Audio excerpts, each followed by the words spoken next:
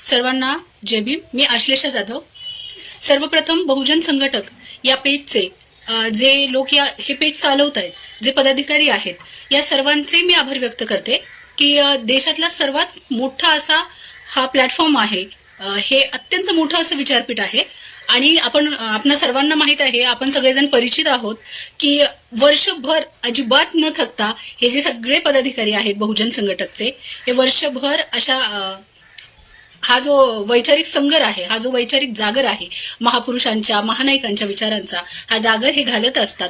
आणि म्हणून या सर्वांचं मी अभिनंदन करते. आणि त्यासोबत इतक्या मोठ्या विचारपीठावर मला पुन्हा एकदा आज संधी मिळवून दिली आहे माझे विचार व्यक्त करण्याची, त्याकरता मी त्यांचे आभार व्यक्त करते.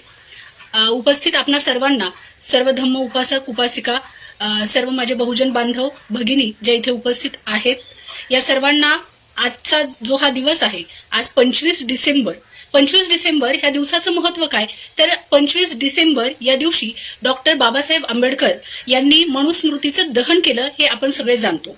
मग मनुस्मृतीचं हे जे दहन केलेलं आहे, हा जो दिवस आहे, या दिवसाचं नेमकं महत्व काय आहे, आज इतक्या वर्षांनंतरही आज पुन्हा एकदा आपण मनुस्मृती दहनाचं हा जो उत्सव आहे एक प्रकारचा, हा सातत्याने का साजरा करत आहोत.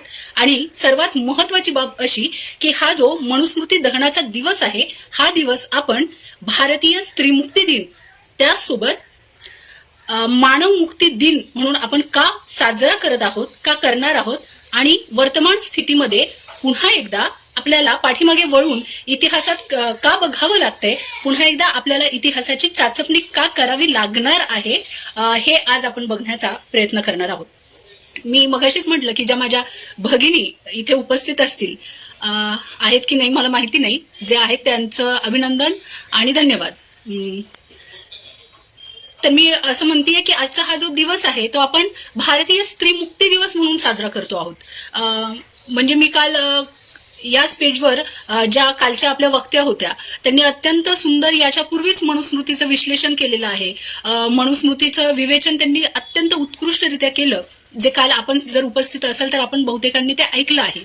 मनुस्मृतीच्या 18व्या अध्यायामध्ये मनु काय म्हणतो, स्त्री स्वातंत्र्याविषयी वैदिक धर्माची काय मांडणी करण्यात आलेली आहे. आता मनुस्मृती म्हणजे काय, आपण जर इतिहासात पुन्हा एकदा गेलो थोडक्यात, तर आपल्या लक्षात येतं की इथे सुरुवातीच्या कालखंडामध्ये, अत्यंत प्राचीन कालखंडामध्ये जर आपण डोकावलो तर आपल्या लक्षात येतं की ही जी स्त्री आहे, जी पूर्वीच्या काळी समाज व्यवस्थेनं जिला दुय्यम ठरवलेली आहे, जी अत्यंत नंतरच्या टप्प्यावर आपल्याला शोषित झालेली दिसते, जिचं अत्यंत दमन झालेलं दिसतं, ही जी स्त्री आहे ही प्राचीन कालखंडामध्ये, वैदिक कालखंडाच्या पूर्वीच्या कालखंडामध्ये, पूर्वीच्या टप्प्यावर ही स्त्री कशी होती, तर अनेक इतिहासकारांचं असं म्हणणं आहे, संशोधनपर अशी मांडणी आहे की ही जी स्त्री होती ही राज्यकर्ती स्त्री होती. ही जी स्त्री होती, जी आताच्या काळात आपल्याला अत्यंत मागास दिसते, पुरुषांच्या तुलनेत ती दुय्यम लेखली जाते, असं त्या स्त्रीचं स्थान नव्हतं. तर वैदिक पूर्व कालखंडामध्ये स्त्रियांचा जो दर्जा होता तो एक प्रकारे अत्यंत अत्युच्च असा दर्जा होता.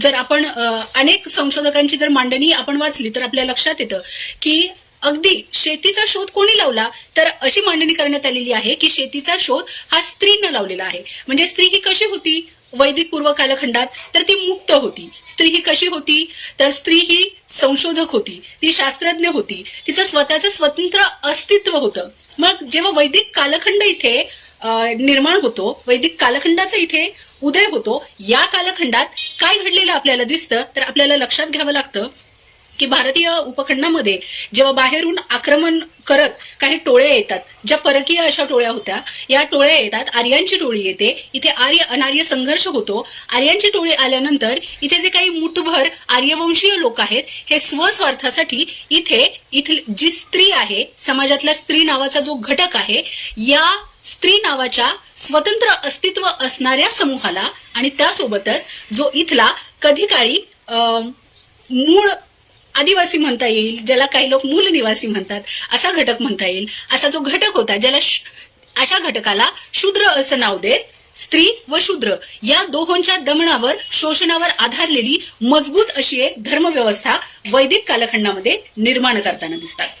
मग हे जे मुठभर लोक आहेत, हे मुठभर लोक काय करतात, तर आपण डॉक्टर बाबासाहेब आंबेडकरांचं कास्ट इन इंडिया किंवा ॲनिहिलेशन ऑफ कास्ट नावाचं जर पुस्तक आपण वाचलं, तर बाबासाहेब म्हणतात की जात नावाची ही जी व्यवस्था आहे, जी पूर्वीच्या कालखंडामध्ये वर्णाश्रम व्यवस्था म्हणून सुरुवातीच्या टप्प्यावर उदयाला आली आणि नंतरच्या अधिक पुढच्या कालखंडामध्ये जसजसा वैदिक धर्म अधिकाधिक मजबूत होत गेला, या कालखंडामध्ये जात व्यवस्था अधिक बळकट झाली. मग या कालखंडामध्ये बाबासाहेब म्हणतात की काय झालेलं दिसतं, की ही जी व्यवस्था आहे, ही व्यवस्था स्त्री आणि शूद्र हे जे दोन घटक आहेत, या दोन घटकांच्या दमनावर उभी राहिलेली व्यवस्था दिसते.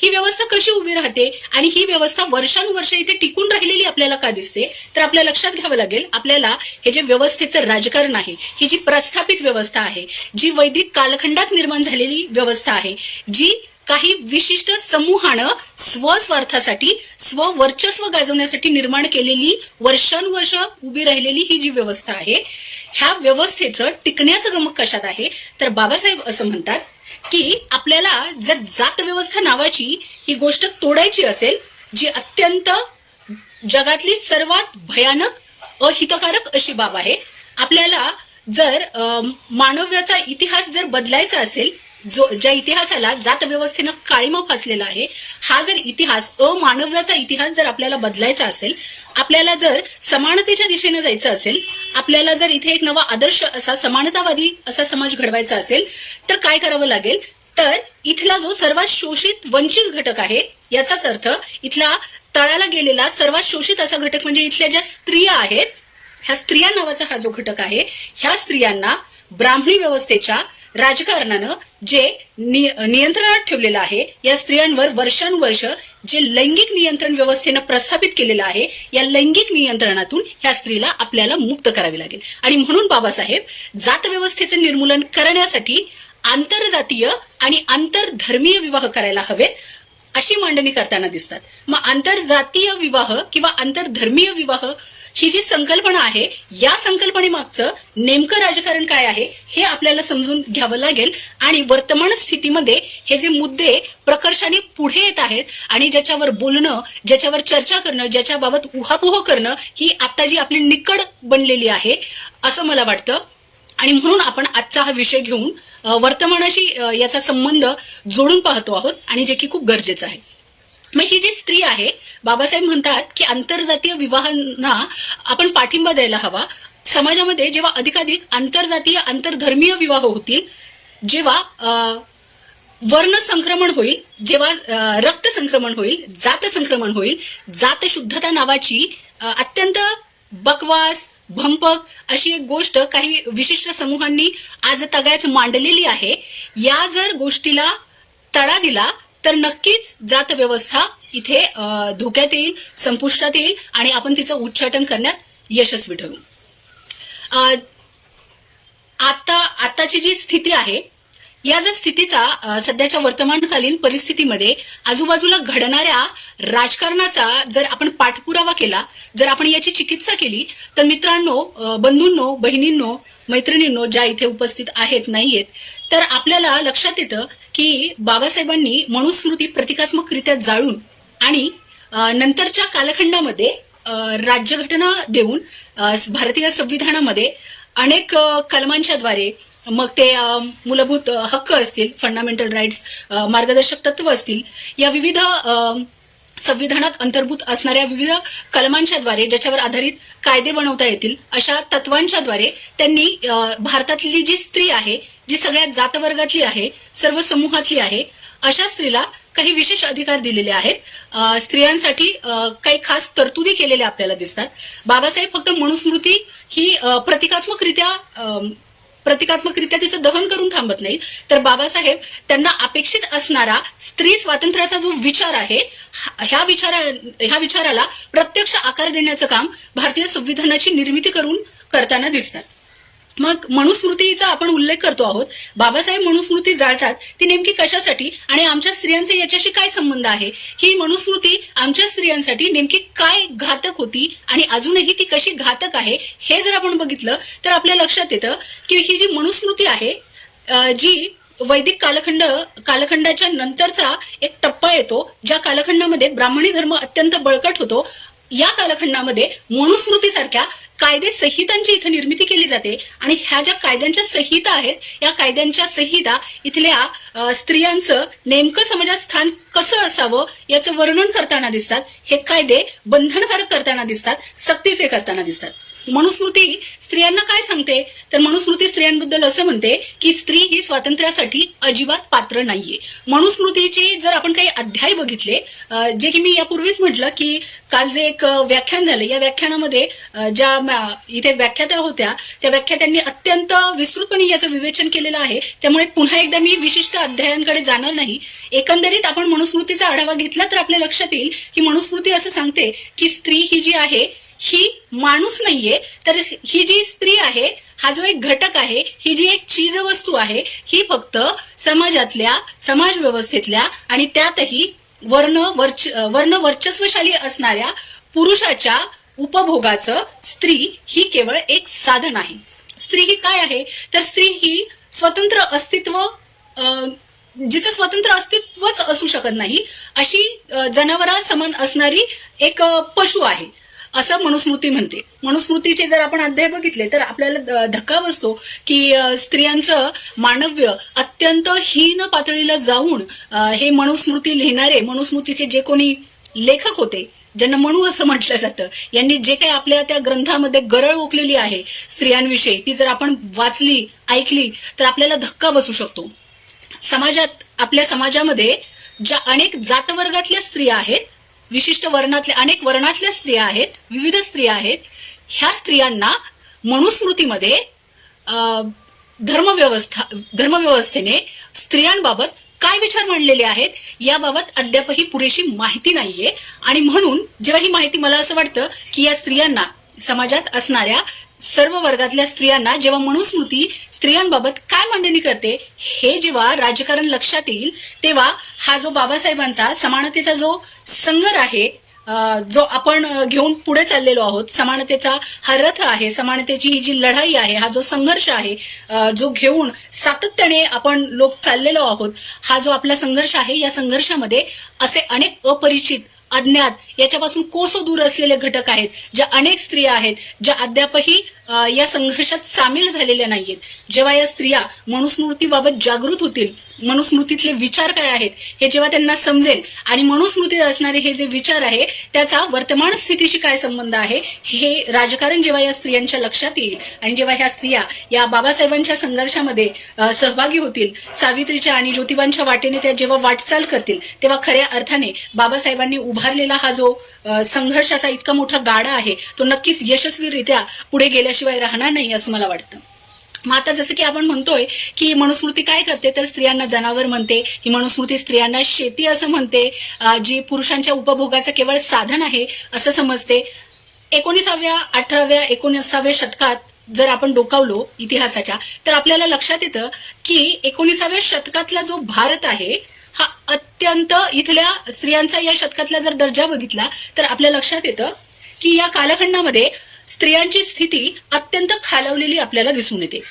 स्त्रियांची प्रचंड अशी अवनती या कालखंडामध्ये होताना आपल्याला दिसून येते, ज्याला आपण वैदिकोत्तर कालखंड असं म्हणू शकतो. ज्या वैदिकोत्तर कालखंडामध्ये मनुस्मृती नावाची संहिता ही बळकट होते, इथे ब्राह्मणी व्यवस्था जोमाने आपले पाय रोवते आणि इथल्या स्त्रियांना ही कायमस्वरूपी गुलाम बनवते. आपण सगळेच हे जाणतो की स्त्रियांची स्थिती काय होती. आपण नेहमी म्हणतो कशी होती स्त्रियांची स्थिती. इथल्या वैदिक धर्मानं, इथल्या ब्राह्मणी व्यवस्थेनं इथल्या स्त्रियांना नेहमीच पशुतुल्य असं समजलं. इथे सतीची प्रथा होती, इथे बालविवाहाची प्रथा होती, इथे विधवा पुनर्विवाह करण्यास बंदी होती. इथल्या स्त्रियांना विशेषतः उच्च जातवर्गीय ज्या महिला आहेत, ज्या स्त्रिया आहेत, अशा स्त्रियांना इथे ह्या ज्या मी काही प्रथा बोलले ह्या ज्या विशिष्ट सती असेल, विधवा पुनर्विवाह बंदी असेल, केशवपणाची पद्धती असेल, ह्या ज्या सगळ्या अत्यंत घातक रीती होत्या, अत्यंत घातक प्रथा होत्या, या सगळ्या प्रथांचं जे ओझं होतं ते विशेष म्हणजे भारतातल्या जे उच्च जातवर्णीय आणि वर्गीय समूहातली जी स्त्री आहे या उच्च जातवर्गीय वर्णातल्या समूहातल्या स्त्रियांवर हे ओझं लादलं गेलेलं होतं. आणि म्हणून आपण बघतो की वैदिक व्यवस्थेला म्हणजे आपल्याला आपण जेव्हा राजकारण बघतोय तर आपल्याला लक्षात घ्यावं लागेल की वैदिक व्यवस्थेच्या आणि नंतरच्या काळात बनलेल्या ब्राह्मणी व्यवस्थेच्या ह्या राजकारणाला काही महापुरुषांनी, ज्यांना बहुजन महापुरुष आपण म्हणतो, अशा महापुरुषांनी, अशा क्रांतिकारकांनी, समाज क्रांतिकारकांनी नेमकं हेरलं होतं आणि त्याच्यावर नेमका प्रहार केला होता. या वैदिक कालखंडाबद्दल नेहमीच असं म्हटलं जातं की हा जो वैदिक कालखंड आहे, काही अतिविद्वान लोक समाजातले असं म्हणतात की ह्या वैदिक कालखंडामध्ये स्त्रियांचा दर्जा अत्यंत उच्च असा होता. स्त्रियांनाही इतरांच्या पुरुषांच्या बरोबरीने ज्ञान घेण्याचा अधिकार होता.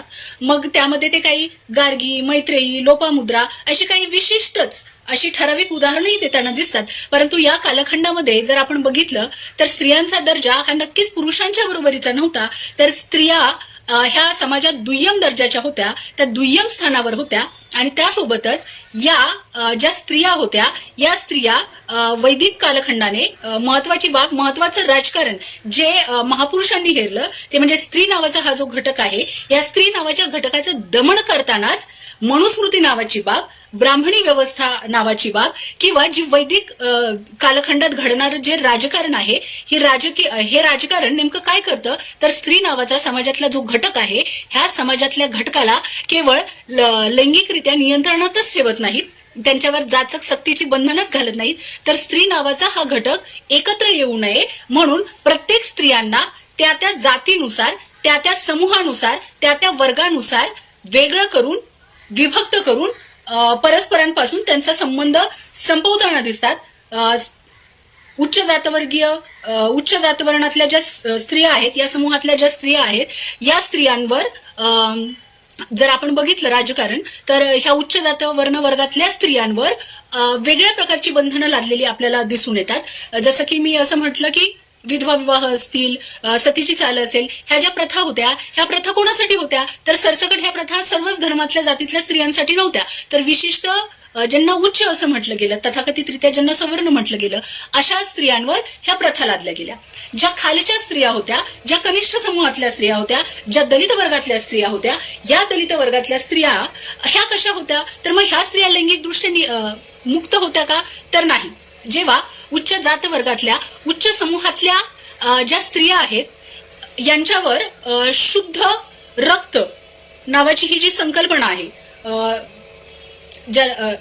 शुद्ध वर्ण टिकवण्याचं हे जे बंधन आहे, हे बंधन जेव्हा ब्राह्मणी व्यवस्था घालते आणि उच्च जातवर्गातल्या स्त्रिया जेव्हा बंदिस्त होतात, जेव्हा त्या पदराच्या आड माझघरात लपून बसतात, त्याच कालखंडामध्ये त्याचाच व्यवस्थेवर परिणाम होत इतर जाती ज्या आहेत, इतर कनिष्ठ समूह जे आहेत, ते याच गोष्टीचं अनुकरण करत ज्या आपल्या जातवर्गातल्या ज्या स्त्रिया आहेत त्यांनाही अगदी त्याच प्रकारे बंधनांमध्ये ते बंदिस्त करताना दिसून येतात.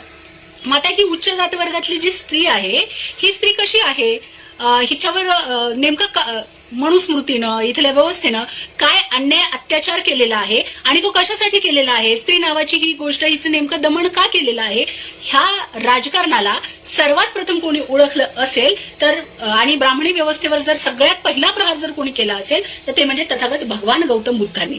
तथागत भगवान गौतम बुद्ध काय करतात तर वैदिक व्यवस्थेचं हे जे गमक आहे, स्त्री शोषणाचं हे जे गमक आहे, हे गमक ते हेरतात आणि इथल्या स्त्रियांसाठी, विशेष म्हणजे सर्वच जातवर्गातल्या कनिष्ठ, वरिष्ठ, उच्च, नीच सर्व दर्जाच्या स्त्रियांचा विचार करून सरसकट सर्व स्त्रियांसाठी भगवान गौतम बुद्ध भिक्खुनी संघाची निर्मिती करतात आणि इथल्या ज्या स्त्रिया आहेत, ज्या वैदिक कालखंडात ज्यांचं दमन झालेलं आहे, धर्मानं ज्यांचं शोषण केलेलं आहे, अशा स्त्रियांना हे मुक्तीचे दरवाजे भगवान गौतम बुद्ध भिक्खुनी संघाच्या माध्यमातून खुले करून देताना दिसतात. भगवान गौतम बुद्धांचा हा वारसा खऱ्या अर्थाने 19व्या शतकात जर कोणी पुढे घेऊन गेला असेल तर ते म्हणजे राष्ट्रपिता ज्योतिबा फुले व आमच्या सावित्रीबाई फुले. ज्योतिबा फुले ब्राह्मणी व्यवस्थेचं हे गमक दुसऱ्यांदा हेरतात आणि ज्योतिबा फुले आणि सावित्रीबाई फुले काय करतात तर प्रचंड असा समाजातून होणारा विरोध सहन करत हे दोघेही उभे ठाकतात व्यवस्थेच्या विरोधात.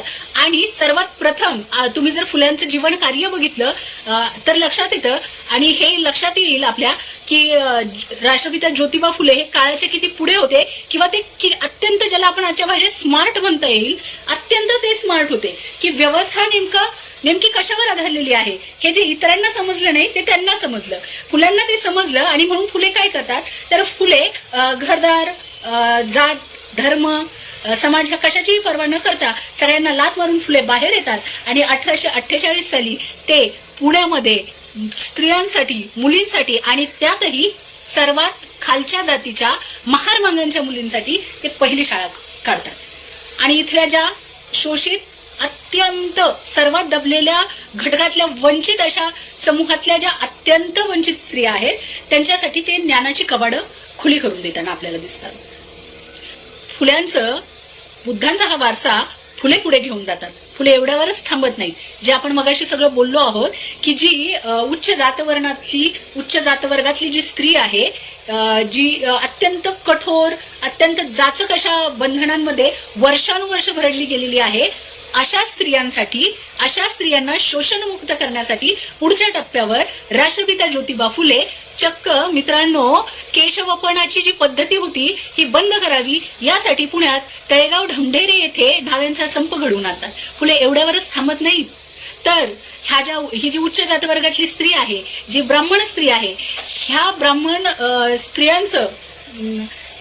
ब्राह्मण स्त्रिया जेव्हा विधवा व्हायच्या, ह्या विधवा झाल्यानंतर ज्या बालविधवा असायच्या, कुमारिका असायच्या, कुमारिका असायच्या, तर अशा ज्या स्त्रिया होत्या, अशा ज्या ब्राह्मण वर्गातल्या मुली होत्या, ज्या शोषित होत्या, या मुलींचं याच समाजातल्या, याच वर्गातल्या, त्यांच्या कुटुंबातल्या पुरुषांकडून शोषण केलं जायचं, लैंगिक शोषण केलं जायचं. आणि त्या लैंगिक शोषणातून, त्यांच्यावर होणाऱ्या बलात्कारातून या मुली, या स्त्रिया, या बिचाऱ्या गरीब विधवा ह्या गरोदर राहायच्या. आणि मग अशा ह्या ज्या मुली असायच्या, मग यांच्याकडे आत्महत्येशिवाय कुठला पर्यायच नसायचा. बघा फुले काळाच्या किती पुढचा विचार करतात. राष्ट्रपिता ज्योतिबा फुले महारमांगांच्या मुलींसाठी शाळा उघडून महारमांगांच्या स्त्रियांना मुक्तीचे दरवाजे खुले करून देतात. पण फुले तिथवरच थांबत नाहीत, तर माळ्याचे फुले, मी मुद्दाम म्हणते बरं का मित्रांनो, कारण आजकाल महापुरुषांच्या जाती शोधून त्यांना आपापल्या जातीमध्ये विभागून आपापला झेंडा, आपापली मेणबत्ती, आपापली काडी ओवाळण्याचं इथे जे एक फॅड आलेलं आहे. म्हणून मी मुद्दाम म्हणते की ज्यांना फुले माळ्यांचे वाटतात अशा लोकांनी लक्षात घ्यावं की हे माळ्यांचे फुले आधी महारमांगांच्या मुलींसाठी शाळा उघडी करतात आणि त्यांना ज्ञानाची कवाडं खुली करून देतात, मुक्तीच्या शक्यतांचा अवकाश ते खुलं करून देतात. आणि हेच माळ्यांचे फुले तिथवरच थांबत नाहीत, तर ज्या समूहातल्या पुरुषांकडून सावित्रीबाईंवर शेणाचा दगडांचा मारा केला जातो, ज्या समूहातल्या पुरुषांकडून सावित्रीबाईंच्या अब्रूवर हात टाकण्याची भाषा केली जाते, त्यांच्या अब्रूचे धिंडाउडे काढण्याचा प्रयत्न केला जातो, त्याच समूहातल्या स्त्रियांकरता, त्याच समूहातल्या विधवा, शोषित, गरीब, ज्यांचा कुणी वालीच नाहीये, अशा अन्याय अत्याचार झालेल्या कुटुंबातल्याच, समाजातल्या, जातीतल्याच पुरुषांकडून बळी पडलेल्या मुलींना न्याय देण्यासाठी, त्यांना आत्महत्येपासून परावृत्त करण्यासाठी फुले चक्क पुण्यामध्ये बालहत्या प्रतिबंधक गृहाची स्थापना करतात. बालहत्या प्रतिबंधक गृह म्हणजे नेमकं काय, तर तुम्ही जर पुन्हा एकदा गेलात इतिहासामध्ये तर तुमच्या लक्षात येईल की फुल्यांचा कालखंड जर तुम्ही बघितला तर त्या ज्या कालखंडामध्ये फुले पुण्यासारख्या शहरामध्ये, ज्याला पेशव्यांचं शहर म्हटलं जातं, जिथे जात व्यवस्थेचं, कर्मठपणाचं, जे सनातन व्यवस्थेचं केंद्र होतं, अशा केंद्र व्यवस्थेमध्ये फुले बालहत्या प्रतिबंधक गृह उभं करतात. फुले त्या कालखंडामध्ये, बघा मित्रांनो, काळ आहे 19व्या शतकाचा, आजच्या शतकातही ही गोष्ट आपल्याला शक्य नाहीये आणि होऊ शकणार नाही कदाचित. फुले 19व्या शतकामध्ये फुले आमपणे घरावर पाटी लावतात की ज्या कोणी स्त्रिया अशा बलात्काराला बळी पडलेल्या असतील, ज्या गरोदर आहेत, त्यांनी खुशाल इथे यावं, 9 महिने राहावं, मूल जन्माला घालावं, इच्छा असेल, शक्य असेल तर ते आपलं अपत्य सोबत घेऊन जावं बाळंतपणानंतर, अथवा जर तुम्हाला ते शक्य नसेल तर तुमचं जे काही अपत्य आहे ते इथे खुशाल सोडून जावं. 19व्या शतकामध्ये फुले आपल्या घरावर, आपल्या गृहावर ही पाटी लावतात आणि उच्च जातवर्गातली ही जी स्त्री आहे, जी लैंगिक बंधनांमध्ये बंदिस्त केलेली आहे, जी वर्णशुद्धता, जी जातशुद्धता या चौकटीमध्ये ती जिला दाबलेली आहे, जिच्यावर हे सगळं लादलेलं आहे, अशी जी ही स्त्री आहे या समूहातली, या स्त्रीला फुले लैंगिकदृष्ट्या मुक्त करतात. फुले फुले अजून काय करतात? पुढच्या कालखंडामध्ये जर आपण बघितलं की तर अत्यंत आपण 2 गोष्टी बघितल्या. एक ते शाळा उभ्या करतात, बालहत्या प्रतिबंधक गृहांची स्थापना करतात. ज्या समूहातल्या पुरुषांकडून फुल्यांना विरोध होतो त्याच समूहातल्या स्त्रियांच्या मुक्तीसाठी फुले आपण बघितलं की केशवापणाची जी पद्धती होती ती बंद व्हावी यासाठी ते न्हाव्यांचा संप घडवून आणतात. फुल्यांचा हा जो वारसा आहे हा त्यांचा वारसा जो फुल्यांनी बुद्धांकडून घेतला होता. फुल्यांचा हा वारसा त्यांचे शिष्य डॉक्टर बाबासाहेब आंबेडकर यशस्वीरित्या पुढे घेऊन जातात. आपल्या गुरूंना जे आपले मार्गदर्शक बाबासाहेबांनी फुल्यांना गुरु मानलं होतं, त्यांना मार्गदर्शक मानलं होतं. हे जे त्यांचे गुरु होते, हे जे त्यांचे मार्गदर्शक होते, हे जे मार्गदर्शक होते ह्यांनी जे राजकारण जोखलं होतं व्यवस्थेच्या नाड्या नेमक्या कशा आवळायच्या आहेत हे बुद्धांना आणि बुद्धांनंतर फुल्यांना कळलं होतं. हीच बाब नेमकी समजायला बाबासाहेबही कुठे कमी पडत नाहीत. बाबासाहेबही नेमकं हे गमखेरतात ते आपल्या ॲनिहिलेशन ऑफ कास्ट या ग्रंथामध्ये. म्हणूनच समाज व्यवस्थेचं नेमकं विवेचन करत जात व्यवस्थेचं जर आपल्याला यशस्वी उच्चाटन करायचं असेल तर इथल्या स्त्रियांना आधी आपण मुक्त करायला हवं. आणि यासाठी या कशा मुक्त होतील तर विवाह नावाची ही जी संकल्पना उदयाला आलेली आहे एका विशिष्ट टप्प्यावर, एका प्राचीन टप्प्यावर, आणि विवाह नावाच्या या संकल्पनेनं स्त्रीला लैंगिकरित्या बंदिस्त केलेली आहे. आणि या लैंगिकरित्या बंदिस्त करण्याच्या माध्यमातून इथे जातव्यवस्था वर्षानुवर्ष टिकलेली आहे. हे जे राजकारण आहे हे राजकारण नेमकं जोखत हे राजकारण समजून घेत बाबासाहेब आंतरजातीय विवाह करा असं समाजात संदेश देताना दिसतात. आणि बाबासाहेब केवळ संदेशच देत नाहीत किंवा ॲनिहिलेशन ऑफ कास्ट नावाचा हा ग्रंथ लिहून ते थांबत नाहीत, तर प्रत्यक्षरित्या बाबासाहेब स्वतःच्या कृतीतून आंतरजातीय विवाह, ज्याला आंतरधर्मीयही पुढच्या कालखंडामध्ये म्हणता येईल, असा आंतरजातीय आंतरधर्मीय विवाह स्वतः करून समाजापुढे एक नवीन उदाहरण घडवून आणताना दिसतात. मग आज आपण हे सगळं का बघतो आहोत? बाबासाहेबांनी मनुस्मृतीचं दहन केलेलं आहे, याला कित्येक वर्ष लोटून गेलेली आहेत. मग तरी देखील अनेकांना हा प्रश्न पडत असेल की इतक्या वर्षांनंतरही आज आपल्याला पुन्हा एकदा मनुस्मृतीबाबत बोलावं असं इथे का वाटतं आहे? कारण इथे संविधानाचं राज्य येऊनच साधारण 75 वर्ष तरी झाली असतील. मी जर चुकत असेल, कमी जास्त झालं असेल तर तुम्ही समजून घ्या किंवा मला कमेंटमध्ये सांगा. संविधान येऊन 1950 साली संविधानाची इथे अंमलबजावणी सुरू झाली. इतका मोठा तसं पाहिलं तर कालखंड लोटलेला आहे. इथे कायद्याचं राज्य निर्माण झालेलं आहे, इथे संविधानाचं राज्य निर्माण झालेलं आहे. पण मग अशा स्थितीमध्ये तरी देखील आपल्याला आज पुन्हा एकदा 21व्या शतकाच्या या टप्प्यावर प्राचीन कालखंडामध्ये उदयाला आलेल्या, वैदिकोत्तर कालखंडामध्ये एका टप्प्यावर उदयाला आलेल्या मनुस्मृतीसारख्या भंपक ग्रंथाची चर्चा करण्याची आवश्यकता का वाटते? किंवा या तत्वांबाबत बोलण्याची किंवा वर्तमान स्थितीबाबत याचा काही संबंध आहे का हे चाचपण्याची आपल्याला आवश्यकता का वाटते असं आपल्याला वाटू शकतं. मित्रांनो, बंधूंनो आणि भगिनींनो, आपण जर नीट लक्ष दिलं की आपण मनुस्मृतीबद्दल का बोलतो आहोत, मनुस्मृती दहन या गोष्टीचं ही गोष्ट का घडली, कशासाठी गेली, मनुस्मृतीचं नेमकं राजकारण काय होतं याबाबत आपण आता बोललेलो आहोत. आणि हे बोलत असताना आपला हा जो उद्देश आहे की वर्तमान स्थितीमध्ये 21व्या शतकाच्या टप्प्यावर समाजामध्ये आपल्या आजूबाजूला सध्याचं जर आपण राजकारण बघितलं, जे काय घडतं आहे ते जर आपण बघितलं तर आपल्याला धक्का बसतो की वैदिकोत्तर कालखंडामध्ये इतक्या वर्षांपूर्वी स्त्रियांचा दर्जा अत्यंत हीन लेखणारी, स्त्रियांना पशुतुल्य समजणारी मनुस्मृती जी उखडून टाकली होती संविधानानं, अशी मनुस्मृती आजही पुन्हा एकदा इथे नव्याने डोकं वर काढताना दिसते आहे, आपलं स्थान बळकट करताना दिसते आहे. आणि ही आपल्यासाठी अत्यंत घातक अशी बाब आहे. ही अत्यंत आपल्यासाठी म्हणजे कोणासाठी तर ही भारतातल्या स्त्रियांसाठी अत्यंत भयानक, अत्यंत अहितकारक, संपूर्ण भारतीय समाजाच्या नैतिकतेचं अवमूल्यन करणारी बाब आहे. आणि ज्याच्यावर तत्काळ आपण सर्वांनी काहीतरी उपाययोजना करणं गरजेचं आहे. आणि म्हणून आज आपण इथे बसून मनुस्मृती नावाच्या या अत्यंत भिकार फाजील ग्रंथाबाबत बोलतो आहोत. तर मग काय होताना दिसतंय तर आपण सगळे सुज्ञ आहात, आपण बघतो आहोत. मी असं म्हटलं की मनुस्मृती पुन्हा एकदा डोकं वर काढते. याच्याही पुढे जाऊन आता आपल्याला लक्षात घ्यावं लागेल सध्या जे काही राजकारण सुरू आहे, सत्तेमध्ये ज्या काही उजव्या धर्मांध शक्ती इथे उदयाला आलेल्या आहेत काही वर्षांपासून, आणि इथे सगळीकडे जे धर्मांधतेचं राजकारण आहे, तर ह्या धर्मांधतेचं हे जे राजकारण जर आपण बघितलं तर आता हे राजकारण केवळ आकार घेते असं नाही म्हणू शकत. तर आता हे राजकारण जर मित्रांनो तुम्ही बघितलं तर हळूहळू हळूहळू घट्टपणे पायरून बळकट होत चाललेलं आपल्याला दिसून येतं. अत्यंत चिंतेची अशी बाब आहे. माझ्या जर कोणी मैत्रिणी इथे असतील आणि त्या असायला हव्यात असं मला वाटतं, कारण आज अत्यंत महत्त्वाचा दिवस आहे. माझ्या जर कोणी मैत्रिणी असतील ना इथे, तर त्या मैत्रिणींना मला असं सांगायचं आहे की मैत्रिणींनो, अत्यंत खरंच आत्ताचा जो सध्याचा कालखंड आहे, आत्ताचा हा जो काळ आहे तो अंधकारमय असा काळ आहे. आपलं जे भवितव्य आहे ना मैत्रिणींनो, आपण जर वेळीच आता याच्यावर विचार केला नाही, एकमेकांशी बोललो नाही आणि फक्त बोलून गप्प बसलं नाही, तर याच्यावर जर आपण खरंच काही पावलं कठोर उचलली नाहीत ना, तर येणारा जो काळ आहे ना तो इथल्या स्त्रियांसाठी अत्यंत भयानक असा असणार आहे. जे काय इथल्या महापुरुषांनी, इथल्या महानायकांनी आपलं आयुष्य वेचून, आयुष्यभर जीवनभर प्रत्येक क्षणाला संघर्ष करून आपल्यासाठी जे काही त्यांनी मिळवलं, ज्यांच्या त्यागामुळं आज इथे माझ्यासारख्या स्त्रिया इथे आहेत, इथे बोलत आहेत, काहीतरी विचारांची मांडणी करू शकत आहेत. हा जो दर्जा स्त्रियांनी येत्या काही दशकांमध्ये मिळवलेला आहे ना, अत्यंत झटून झगडून संघर्ष करून सहज मिळालेला नाहीये.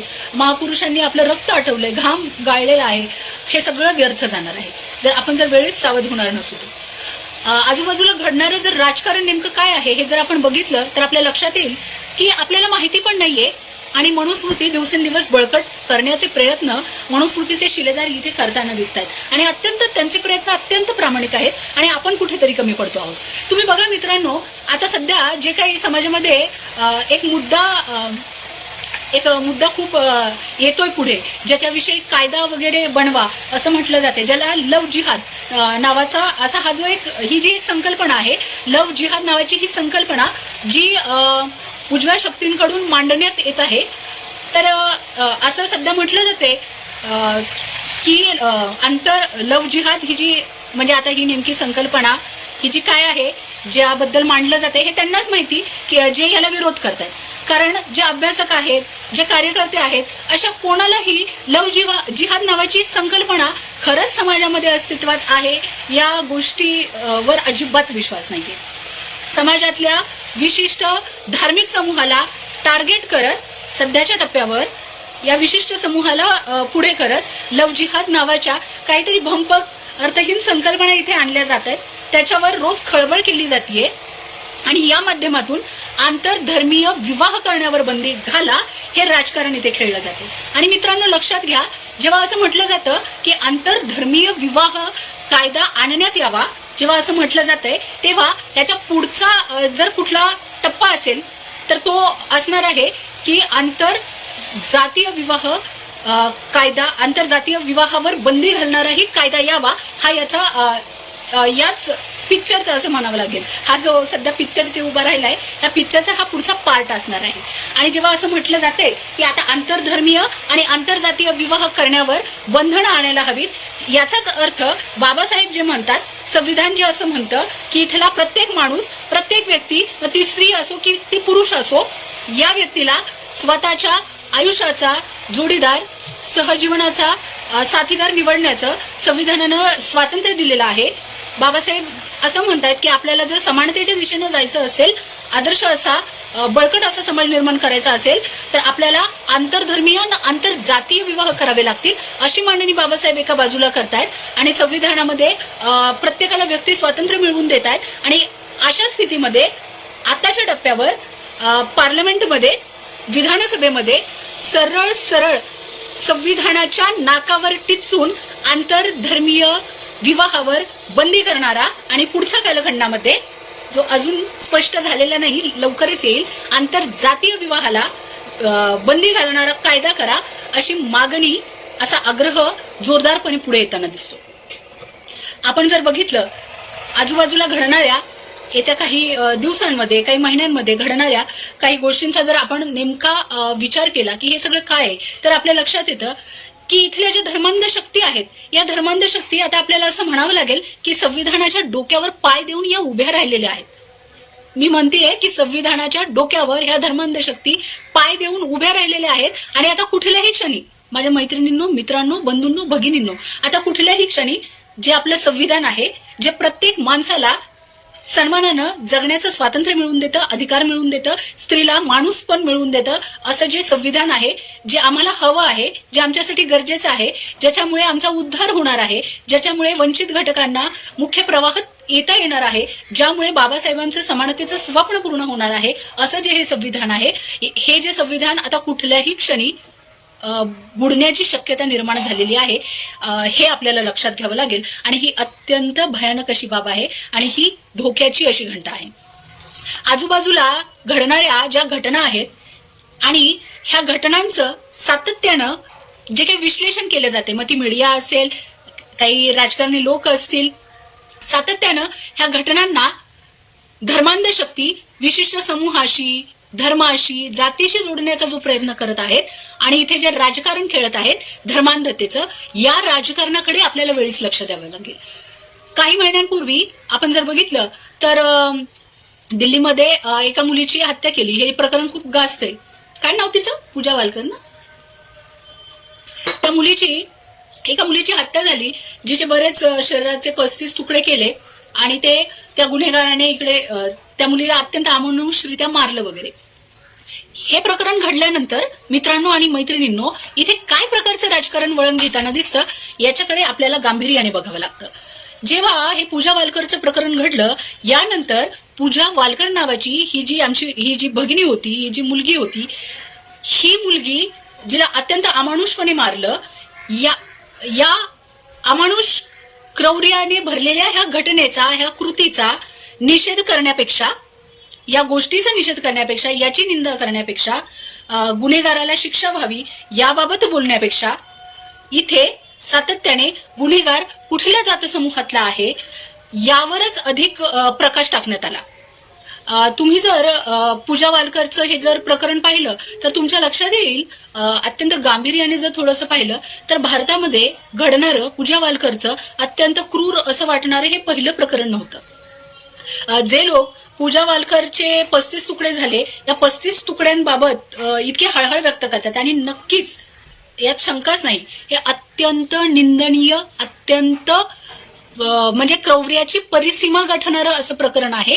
आणि हा जो आरोपी आहे, या आरोपीला तत्काळ फाशीची शिक्षा झाली पाहिजे आणि संविधानिक मार्गाने नक्कीच न्याय व्यवस्थेवर विश्वास ठेवून या व्यक्तीला, या आरोपीला ही शिक्षा होणारच आहे, याच्यात काहीच शंका नाहीये. परंतु पूजा वालकरचं हे जे प्रकरण होतं, याच्यामध्ये ज्या अत्यंत तीव्र अशा भूमिका इथे मांडण्यात आल्या, मीडियाच्या द्वारे असेल, समाजात जे आपण प्रसारमाध्यम वापरतो आहोत, या प्रसारमाध्यमांच्या द्वारे असेल, इथे जी मतांतर व्यक्त झाली, या मतांतरांचा जर आपण थोडासा विचार केला, यांच्याकडे जर आपण थोडंसं लक्ष देऊन गांभीर्याने पाहिलं तर ही अत्यंत म्हणजे आपल्यासाठी काळजीची बाब आहे असं वाटतं. ह्या प्रकरणामध्ये ह्या मुलीच्या बाबत जे काही घडलेलं आहे, जे काही घडतं आहे, स्त्रियांच्या बाबत आजूबाजूला जे काय श्रद्धा वालकर, जे काय आजूबाजूला घडतं आहे, जे अत्याचार होत आहेत, जे बलात्कार होत आहेत, रोज एक मुलगी, रोज प्रत्येक स्त्री, प्रत्येक गावामध्ये मित्रांनो, ग्रामीण भागामध्ये, दलित वस्तीमध्ये रोज किमान 1 ते 2 स्त्रिया बलात्काराला, अत्याचाराला बळी पडतात. हा स्त्रियांवर होणारा जो अन्याय, अत्याचार आहे, स्त्रियांवर होणारी ही जी लैंगिक हिंसा आहे, स्त्रियांवर कुटुंबात होणारी जी हिंसा आहे, सार्वजनिक ठिकाणी जी होणारी हिंसा आहे, स्त्रियांचं होणारं जे दमन आहे, ह्या विषयी बोलण्यापेक्षा, ह्या विषयामध्ये बोलण्याचं स्वारस्य दाखवण्यापेक्षा आपल्याला आरोपी कुठल्या जातीचा आहे, आरोपी कुठल्या समूहातला आहे, कुठल्या धर्माचा अनुनय करणारा आहे, त्याचं नाव काय आहे, त्याचं आडनाव काय आहे, याच्यामध्ये जास्त रस वाटताना दिसून येतो. आणि हे दुसरं तिसरं काही नसून, स्त्रियांविषयी वाटणारी ही कळकळ आहे असं नसून, तर विशिष्ट जात वर्गाला टार्गेट करायचं, विशिष्ट प्रकरणाच्या माध्यमातून आपली धर्मांधतेची पोळी कशी शेकून घ्यायची, याचं हे राजकारण इथे उभं राहताना दिसतं. आणि सामान्य माणूस, जो सामान्य आहे परंतु गेल्या काही वर्षांमध्ये धर्माची नशा ज्यांच्या डोळ्यावर, ज्यांच्या झापडं चढलेली आहेत धर्मांधतेची, असा सामान्य माणूसही या धर्मांध शक्तींच्या, उजव्या शक्तींच्या या अत्यंत नीच राजकारणाला बळी पडताना दिसून येतो आहे. आपण जर आजूबाजूला काय घडतंय हे जर बघितलं तर आपल्या लक्षात येईल की स्त्रियांचा दर्जा हा पुन्हा एकदा ढासळत चाललेला आहे. म्हणजे आपण पुन्हा एकदा आता प्रकाशाकडून पुन्हा एकदा आपण अंधकाराकडे वाटचाल करतो आहोत असं म्हणावं लागेल. काल परवा पुन्हा एकदा मित्रांनो प्रकरण एक पुढे आलं की दोन बहिणींनी एकाच मुलासोबत लग्न वगैरे केलं आणि त्याच्यानंतर कोर्टाने पण द्विभार्या प्रतिबंधक हा जो हिंदूंसाठी हिंदू विवाह कायद्याला जो लागू होतो द्विभार्या प्रतिबंधक कायदा, ह्या कायद्यामध्येही बऱ्यापैकी बदल करण्यात आले. या कायद्यामध्ये एक प्रकारे आता हिंदू विवाह कायद्यामध्ये आता एक प्रकारे एक पळवाट निर्माण केलेली दिसते. जर हे प्रकरण सर्वांनाच माहिती आहे की या प्रकरणात काय घडलं तर हिंदू विवाह कायद्यानुसार हिंदू पुरुष, मग हा हिंदू म्हणजे कोण तर हिंदू म्हणजे जो हिंदू आहे, जो जैन आहे, जो बौद्ध आहे, जो शीख आहे, असा हिंदू पुरुष हिंदू विवाह कायदा ज्याला ज्याला लागू होतो तो कुठलाही पुरुष हा एका वेळी एक पत्नी जिवंत असताना अथवा घटस्फोट झालेला नसताना दुसरा विवाह करू शकत नाही, असा हा द्विभार्या प्रतिबंधक कायदा आहे. काल परवा जे इथे जे काही प्रकरण घडलं, एका माणसाने दोन जुळ्या मुलींसोबत एकाच वेळेला लग्न केलं आणि त्यानंतर त्याच्यावर केस वगैरे लावण्यात आली आणि यामध्ये त्याची मुक्तता झालेली आहे आणि कोर्टाने आपला जो काही निर्णय दिलेला आहे त्याच्यातून एक प्रकारे द्विभार्या प्रतिबंधक नावाचा हा जो कायदा होता, या कायद्याला असं म्हणता येईल की एक प्रकारे मोठं असं भगदाड पडलेलं आपल्याला दिसतं. याच्यामध्ये कोर्ट असं म्हणतंय की जर ह्या ज्या दोन स्त्रिया आहेत या स्त्रियांची जर परस्पर सहमती असेल तर हा जो व्यक्ती आहे, हा जो पुरुष आहे, हा कायद्याने गुन्हेगार असू शकत नाही. याचाच अर्थ हिंदू कोड बिलनुसार जे काही धार्मिक कायदे बनवण्यात आले, ज्या हिंदू कोड बिलला अत्यंत विरोध झाला, जे हिंदू कोड बिल इथल्या हिंदू स्त्रियांच्या भल्यासाठी हितासाठी होतं, ज्यांना न्याय मिळवून देण्यासाठी होतं, अशा हिंदू कोड बिलासाठी ज्यांना कायदेमंत्री पदाचा राजीनामा द्यावा लागला, ज्यांना समाजातून प्रखर असा विरोध झाला, असं जे हे हिंदू कोड बिल आहे, ज्या हिंदू कोड बिलाने हिंदू विवाह कायदा निर्माण केला आणि इथल्या स्त्रियांना योग्य असा न्याय मिळवून दिला, या हिंदू कोड बिलला अशा निर्णयांनी एक प्रकारे सोयीस्कररित्या हरताळ फासलेला आपल्याला दिसून येतो आणि हे दुसरं तिसरं काही नसून मागच्या दाराने मनुस्मृतीला, संविधानाला भगदाड पाडत, संविधानाच्या उरावर नाचत मनुस्मृतीचा कायदा नव्याने लागू करण्याचं एक यशस्वी राजकारण इथे खेळलं जाताना दिसून येतं. आपण समाजात काय घडतंय याच्याकडे थोडंसं उघड्या डोळ्यांनी मित्रांनो पाहिलं तर तुमच्या लक्षात येईल की काही दिवसांपूर्वी फेसबुक असेल किंवा अनेक ही जी इंस्टाग्राम सारखी माध्यमं आहेत, या माध्यमात म्हणजे आपण सगळे जाणतो की ह्या उजव्या धर्मांधात शक्ती ज्या आहेत ह्या अत्यंत ऍक्टिव्ह आहेत. यांनी त्यांचे स्वतःचे IT सेल बनवलेले आहेत जे सतत खोट्या, चुकीच्या, अमानवी, विषमतावादी, घातक, स्त्रियांविरोधी, इथल्या दलित, शोषित, वंचित समूहाविरोधी चुकीचं बोलण्याचं, गरळ ओकण्याचं असं काम करत असतात. महापुरुषांविषयी चुकीच्या अफवा पसरवण्याचं काम करत असतात. असे हे जे IT सेल आहेत या धर्मांध शक्तींच्या माध्यमातून इथे कार्यरत झालेले दिसून येतात. तर याच्यामध्ये आणि मी याचा उल्लेख याच्यासाठी करतेय की हे जे सेल्स आहेत ना, ह्या ज्या शक्ती आहेत ना, ज्या सध्याच्या तांत्रिक युगामध्ये नेमकं तंत्रज्ञानावर ज्यांनी पकड मिळवलेली आहे आणि तंत्रज्ञानाच्या प्रभावी माध्यमातून ते आपल्या या घाणेरड्या भिकारड्या विचारांचा प्रसार करतायत आणि हे अत्यंत प्रभावी अशी माध्यमं आहेत. म्हणजे आताही आपण एकमेकांशी जो संवाद साधतो आहोत तो फेसबुकच्या माध्यमातून साधतो आहोत. बघा मित्रांनो, हे जे फेसबुकचे जे माध्यम आहे हे अत्यंत येत्या काही वर्षांमध्ये अत्यंत प्रभावशाली लोकांची राजकीय, सामाजिक, सांस्कृतिक, आर्थिक मतं बनवणारं असं साधन ठरलेलं आहे, असं म्हटल्यास वावगं ठरणार नाही. अशा या साधनांचा वापर करून इथे उजव्या ज्या शक्ती आहेत, ज्या धर्मांध सनातनी शक्ती आहेत, ह्या आपले विचार पेरण्याचं काम इथे जोमाने करताना आपल्याला दिसून येतात. आजूबाजूला घडणाऱ्या अनेक घटना बघितल्या. मध्यंतरी इथे एक चळवळ चालवण्यात आली, एक हॅशटॅग चालवण्यात आला होता. ती चळवळ काय होती तर I think no bindi no business असं काहीतरी एक हॅशटॅग अशा काही लोकांकडून, विशिष्ट अशा समाजघातकी शक्तींकडून चालवण्यात येत होता. त्याचंच पुढचं पाऊल हे होतं की इथे असणारे एक जे असे एक वयोवृद्ध गृहस्थ आहेत, ते वयोवृद्ध गृहस्थ एका पत्रकार मुलीला सरळ सरळ आधी टिकली लावून ये आणि मग माझ्याशी बोल. ते कोण गृहस्थ आहेत, काय त्यांचा दर्जा आहे नेमकं माहिती नाही, कोणीतरी आहेत ते. तर असे कोणीतरी उपडसुंब आहेत. तर ते उपटसुंभ व्यक्ती असं त्या पत्रकार मुलीला बोलले. आणि त्यानंतरही पुन्हा कुंकू टिकली ही स्त्रियांसाठी कशी गरजेची बाब आहे, हा कसा म्हणजे संस्कृतीचा प्रश्न आहे, याच्यावर इथे बऱ्यापैकी उहापोह झाला. आणि पुन्हा एकदा स्त्रियांनी, महिलांनी ही जी काही सांस्कृतिक बंधनं आहेत, ज्या बंधनातून आपल्याला संविधान मुक्त करतं, स्त्रीला माणूस म्हणून जगण्याचा अधिकार मिळवून देतं, ही जी प्रतीकं आहेत, ही जी सांस्कृतिक चिन्ह आहेत, जी शृंगाराच्या माध्यमातून व्यक्त होत असतील, जसं की मनुस्मृतीसारखे कायदे काय सांगतात, म्हणून स्त्रियांनी काय घालावं, स्त्रियांनी कसं राहावं, स्त्रियांनी कसं दिसावं, स्त्रियांनी कसं बोलावं, कसं हसावं, किती बोलावं, की काय नाही बोलावं, स्त्री ही कशी गुलाम असते, तिने फक्त पतीची सेवा करावी, तिने कशी वेशभूषा करावी, हे जे सगळे नियम आहेत जे इथल्या मनुस्मृतीसारख्या कायद्यांनी, संहितांनी, ज्या अत्यंत जाचक विघातक आहेत स्त्रियांकरता, ह्या संहितांनी जे काही नियम ठरवून दिलेले आहेत, तेच नियम जे संविधानाने जे नियम, जी बंधनं संविधानामुळे ज्या स्त्रियांनी ही बंधनं झुगारली होती, हे नियम झुगारून दिले होते, ज्या स्त्रिया आहेत ज्या मुक्त झाल्या होत्या, अशा मुक्त झालेल्या ह्या ज्या स्त्रिया आहेत, या स्त्रियांना पुन्हा एकदा या सांस्कृतिक, धार्मिक, जातींच्या बंधनांमध्ये, मनुस्मृतीने घालून दिलेल्या बंधनांमध्ये पुन्हा एकदा अडकवण्याचं अत्यंत घाणेरडं राजकारण इथे उभं राहताना दिसतं.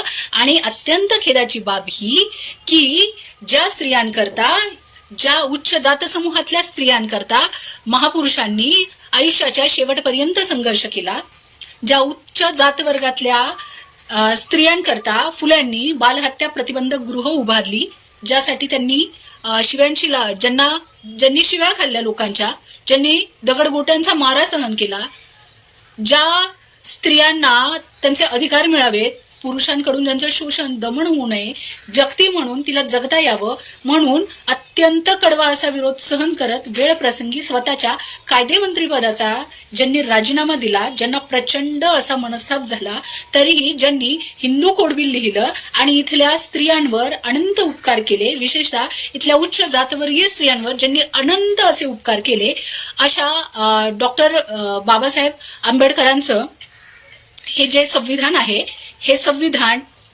काय सांगत आहे, काय हक्क देत आहे, हे सगळं नाकारत अत्यंत कृतज्ञपणे याच उच्च जात वर्गातल्या स्त्रिया आपल्याला जाचक, अमानवी बंधनं लादणाऱ्या ह्या ज्या संहिता आहेत, ह्या ज्या धार्मिक संहिता आहे, हे ज्या धर्मव्यवस्थेचे नियम आहेत, या धर्मव्यवस्थेच्या नियमांचं पालन व्हावं, त्याची अंमलबजावणी व्हावी, यासाठी आता प्रखरतेने, निर्लज्जपणे पुढे येताना दिसून येतात. हे दुसरं तिसरं काही नसून पूर्वीपासून इथल्या ब्राह्मणी, पुरुष सत्ताक, धर्मांध व्यवस्थेने उभारलेलं राजकारण आहे. स्त्रियांची स्थिती कशी आहे, तर पुन्हा एकदा सोयीस्करित्या संविधानाची पायमल्ली करत, संविधानाला तुडवत, इथल्या स्त्रियांना बंदिस्त करत, विशिष्ट उच्च जातवर्गातल्या स्त्रियांना पुन्हा एकदा पुरुष सत्ताक व्यवस्थेचं वाहक बनवत, समानतेच्या विरोधात, स्त्रियांना त्यांच्याच हक्कांच्या विरोधात उभं व्हायला प्रवृत्त करत, हे राजकारण करत ही जी व्यवस्था आहे, ही ब्राह्मणी व्यवस्था इथे पुन्हा एकदा त्यांची राजकीय खेळी खेळते आहे आणि यशस्वीपणे इथे मनुस्मृती उद्धृत करत आहे, इथे मनुस्मृतीचं साम्राज्य पुन्हा एकदा उभं करते आहे, हे आपल्याला लक्षात घ्यावं लागतं. आणि मित्रांनो, बंधूंनो, भगिनींनो, ही अत्यंत धोक्याची घंटा आहे.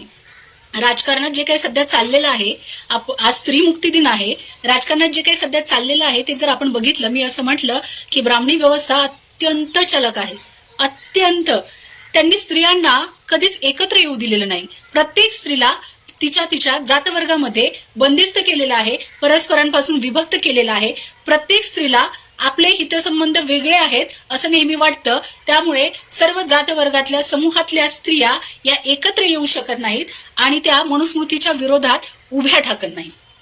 कारण यातल्याच काही स्त्रियांना ही व्यवस्था, ही ब्राह्मणी व्यवस्था वाहक बनवते आणि तिला तिच्याच हिताच्या विरोधात उभी करते. सध्याचं जर आपण राजकारण बघितलं तर अत्यंत, ज्याला असं म्हटलं जातं फुले शाहू आंबेडकरांचा महाराष्ट्र आहे असं म्हटलं जातंय, अशा पुरोगामी भूमीमध्ये या जिथे फुले शाहू आंबेडकरांनी आपलं रक्त सांडलं, जिथे आपले घाम गाळला, ज्यांच्या पदस्पर्शाने ही भूमी पावन झालेली आहे, अशा अत्यंत पुरोगामी असणाऱ्या भूमीमध्ये आपण जर सध्या बघितलं तर अत्यंत खालच्या दर्जाचं राजकारण घडत आहे. राजकारणात असलेल्या स्त्रियांचा जर आपण दर्जा लक्षात घेतला तर अत्यंत राजकारणात कार्यरत असणाऱ्या ह्या ज्या स्त्रिया आहेत ह्या अत्यंत खालच्या पातळीवर, ज्यांचं म्हणजे असं म्हणावं लागेल सार्वजनिक ठिकाणी जे काही शोषण होत आहे त्याचं उत्तम उदाहरण जर तुम्हाला बघायचं असेल तर राजकारणातल्या स्त्रियांकडे बघा. येत्या काही दिवसांमध्ये आपण बघितलं की आपल्या या महाराष्ट्रामध्ये काही बायका परस्परांच्या विरोधात जी काही मुक्ताफळं उधळत आहेत त्याच्याकडे जर आपण लक्ष दिलं तर आपल्या लक्षात येतं की ब्राह्मणी व्यवस्थेचं जे राजकारण आहे ते काही स्त्रियांना सत्ता बहाल करतात आणि स्त्रियांच्याच विरोधात कशा उभ्या करतात आणि स्त्रियांची एकी होऊ देत नाहीत. आणि त्यामुळं स्त्रियांची ही जी समानतेची चळवळ आहे, बाबासाहेबांची चळवळ आहे, ही चळवळ ज्याच्यामुळे पुढे जाऊ शकत नाही. हे राजकारण, ही खेळी इथे घडताना दिसली. येत्या काही दिवसांमध्ये आपण बघितलं इथे राजकारणातल्या एका स्त्रीची अक्षरशः जिवंत अशी प्रेतयात्रा काढण्यात आली. ह्या स्त्रीबद्दल, ह्या महिलेबद्दल अत्यंत खालच्या थरातले अनुद्गार काढण्यात आले आणि हे सगळं करण्यात इथल्या ज्या स्त्रिया होत्या त्याच स्त्रिया अत्यंत आग्रही भूमिका घेत पुढे आलेल्या आपल्याला दिसून येतात.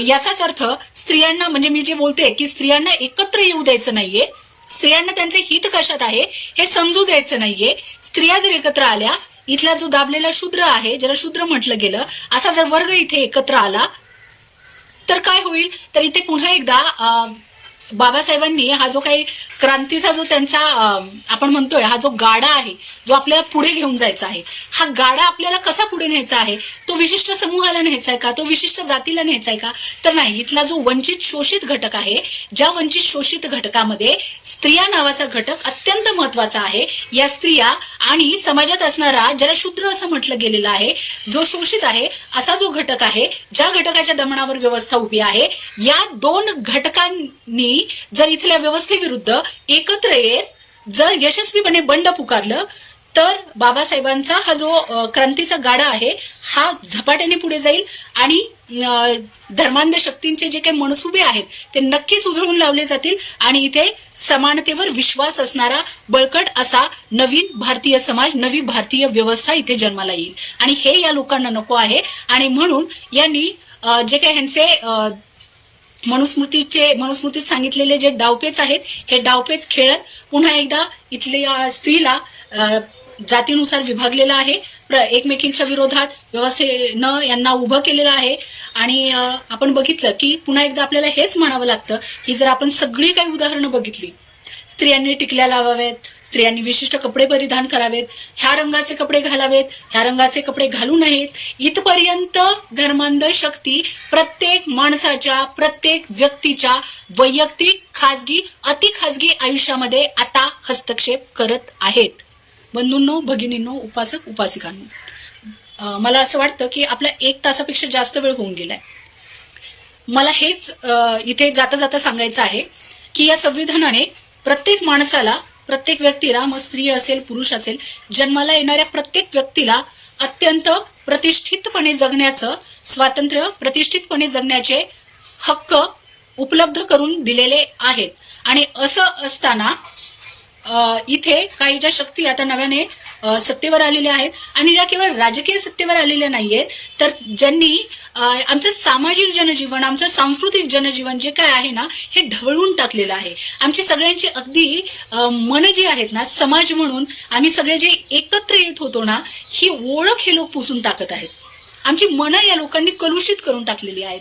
आता अगदी शेजाऱ्यांचा पण एकमेकांवर विश्वास राहिलेला नाहीये. प्रत्येक गोष्टीमध्ये ही व्यवस्था, ह्या धर्मांध शक्ती प्रत्येकाच्या जीवनामध्ये अत्यंत अति प्रमाणात हस्तक्षेप करताना आता आपल्याला दिसून येत आहेत आणि ही अत्यंत भयानक, अत्यंत धोक्याची बाब आहे. म्हणजे नागरिकांनी काय खायचं, नागरिकांनी काय खायचं नाही, कुठले चित्रपट बघायचे, आम्ही आता कुठले चित्रपट नाही बघायचे आहेत, आम्ही बायकांनी टिकली लावायची, आम्ही टिकली नाही लावायची, आम्ही साडी नेसायची नाही नेसायची, कशी नेसायची, कुठल्या रंगाची नेसायची, आम्ही काय करायचंय, आता आम्हाला प्रत्येक गोष्ट कोणीतरी दुसरे सांगणार आहे.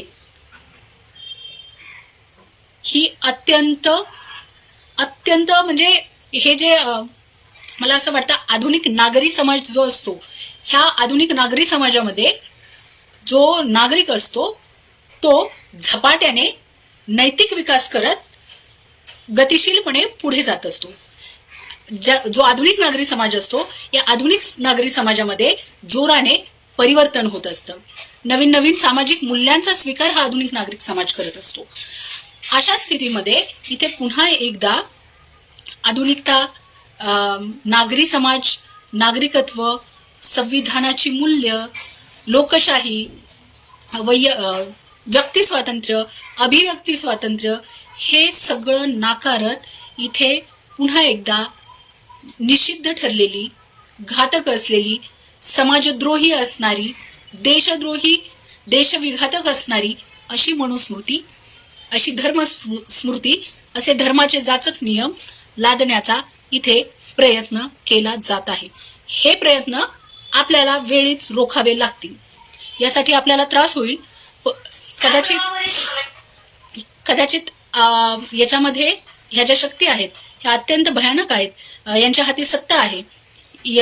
जे लोक इथे समोर येतील, या शक्तींच्या विरोधात उभे राहतील, या लोकांना संपवलं जाईल, या लोकांचं शरीर संपवलं जाईल, या लोकांचे विचार संपवण्याचे इथे सातत्याने प्रयत्न केले जातील. पण मित्रांनो, आपल्या जर पुढच्या पिढ्यांना आपल्याला तारायचं असेल तर आपल्याकडे फक्त इथे अत्यंत समृद्ध असं भारतीय संविधान आहे.